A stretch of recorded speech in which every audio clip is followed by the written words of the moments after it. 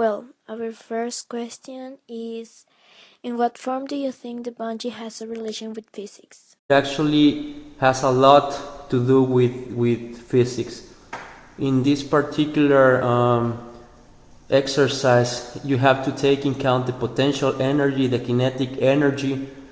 You may also take in account some external forces such as resistance of air, which I think you will not be included in basic mechanics. If you do, you will have to learn a little bit more regarding differential equations, but okay. So yes, it actually involves a lot of physics. I can tell you it involves, as I said before, potential energy, the kinetic energy, and forms of acceleration. I'm not sure if you need an analysis regarding this, but maybe you can show something up, because there are actually very basic equations to actually make sure that this is analyzed. I'm not sure if you will be including something like elastic or plastic deformations into the cord. I don't think you will right now, but if you need help with that, we can try to figure something out. So, does the weight of the person influence in the movement of the rope going up and down?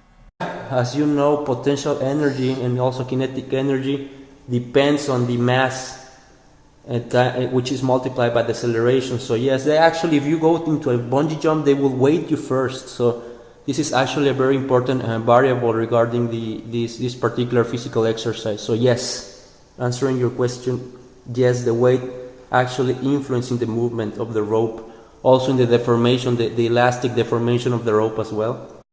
If the person is too light, the rope will go up again?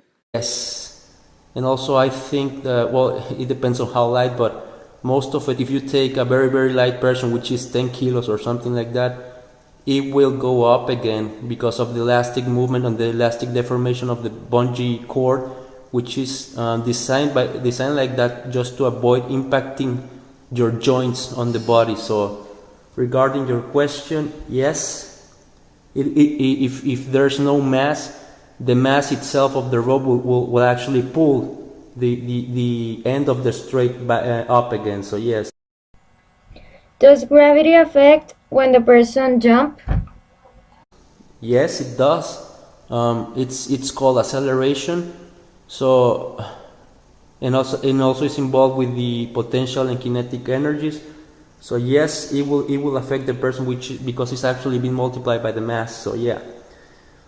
It's important to consider the height of the person when jumping. It depends where are you actually jumping from. If it's a crane or I don't know, any datum or something like that, you should, but it should not impact that much in the physics. It's more of the design to avoid hurting yourself, and also depends on the length of the cord. So that's a little bit ambiguous, but it could be something important, not in the physics analysis, but yeah.